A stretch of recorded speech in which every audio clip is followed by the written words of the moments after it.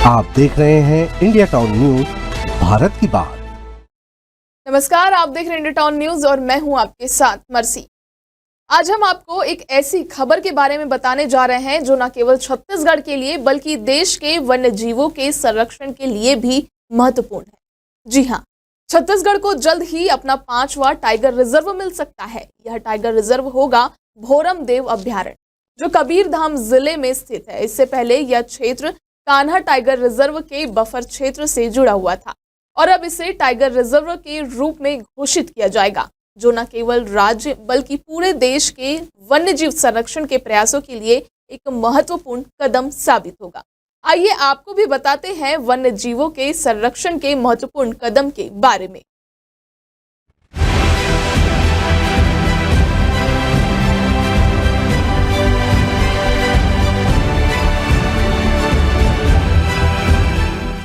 वन्यजीव संरक्षण के लिहाज से एक बहुत बड़ी उपलब्धि मानी जा रही है। भोरम देव अभ्यारण्य को टाइगर रिजर्व घोषित करने की प्रक्रिया अब अंतिम चरण में है।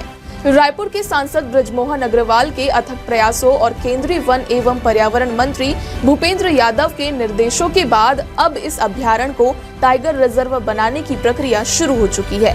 सांसद बृजमोहन अग्रवाल ने 23 नवंबर 2024 को केंद्रीय वन मंत्री को पत्र लिखकर अनुरोध किया था कि भोरम देव अभ्यारण्य, जो कि कान्हा टाइगर रिजर्व के बफर क्षेत्र से जुड़ा हुआ है, इसे टाइगर रिजर्व घोषित किया जाना चाहिए। उनके अनुसार यह निर्णय वन्यजीव संरक्षण की दृष्टि से अत्यंत महत्वपूर्ण होगा और इससे न केवल बाघों बल्कि अन्य वन्य जीवों को भी संरक्षण मिलेगा।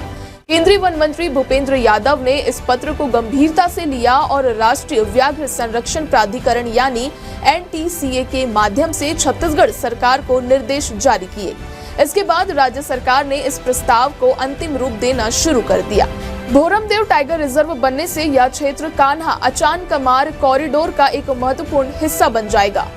कान्हा और अचान कमार के जंगलों के बीच यह एक कड़ी का काम करेगा, जो बाघों के सुरक्षित आवागमन को बढ़ावा देगा।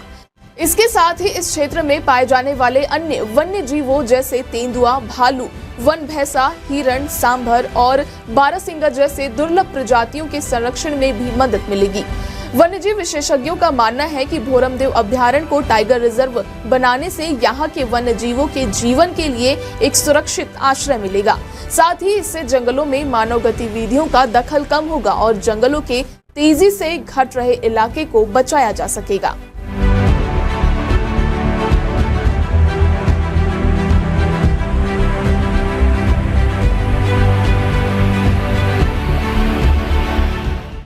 हालांकि इस निर्णय के पीछे बहुत सारा समर्थन है, लेकिन कुछ विरोध भी हुआ था। साल 2014 में जब छत्तीसगढ़ में भाजपा की सरकार थी, तब भोरम देव अभ्यारण्य को टाइगर रिजर्व बनाने का निर्णय लिया गया था, लेकिन कांग्रेस नेता मोहम्मद अकबर ने इसका विरोध किया था। उनका कहना था कि इससे 39 गांवों के 17,566 लोगों को विस्थापित किया जाएगा, जिसमें बैगा आदिवासी समुदाय के लोग प्रमुख रूप से शामिल होंगे। इन आदिवासियों की प्राचीन संस्कृति और जीवन शैली पर इससे गहरा असर पड़ सकता है। मोहम्मद अकबर ने इस मामले में उच्च न्यायालय में याचिका दायर की थी, जिससे कहा गया था कि यह कदम आदिवासियों के हितों के खिलाफ होगा। जिसके बाद 2018 में जब कांग्रेस सरकार बनी तो मोहम्मद अकबर को वन मंत्री बना दिया गया। इसके बाद राज्य वन जीव बोर्ड की बैठक बुलाई गई, जिसमें भोरम देव अभ्यारण्य को टाइगर रिजर्व नहीं बनाए जाने का निर्णय लिया गया था। लेकिन अब सरकार और वन्य जीव विशेषज्ञों का मानना है कि इस प्रस्ताव को पुनः लागू करने से वन्य जीवों के संरक्षण में महत्वपूर्ण मदद मिलेगी। इसके साथ ही आदिवासी समुदाय के साथ संवाद स्थापित करके उनके हितों का भी ध्यान रखा जाएगा। सांसद बृजमोहन अग्रवाल ने कहा कि भोरम देव अभ्यारण्य का टाइगर रिजर्व बनना छत्तीसगढ़ के लिए एक ऐतिहासिक कदम होगा।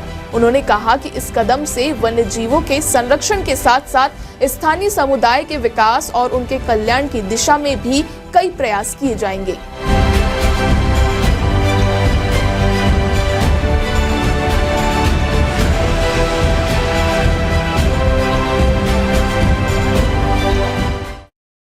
भोरम देव अभ्यारण्य को टाइगर रिजर्व बनाना छत्तीसगढ़ के लिए एक ऐतिहासिक अवसर है, जिससे राज्य के वन्य जीवों के संरक्षण को नई दिशा मिलेगी। हालांकि इस प्रक्रिया में आदिवासी समुदाय के हितों को ध्यान में रखते हुए समाधान खोजने की आवश्यकता है। वन्य जीवों के संरक्षण और मानव कल्याण के बीच संतुलन स्थापित करना ही इस निर्णय की सबसे बड़ी चुनौती होगी। अब इसी के साथ मुझे दीजिए इजाजत। मुलाकात होगी फिर एक नए विषय के साथ। तब तक के लिए देखते रहिए इंडिया टाउन न्यूज, भारत की बात। आप देख रहे हैं इंडिया टाउन न्यूज, भारत की बात।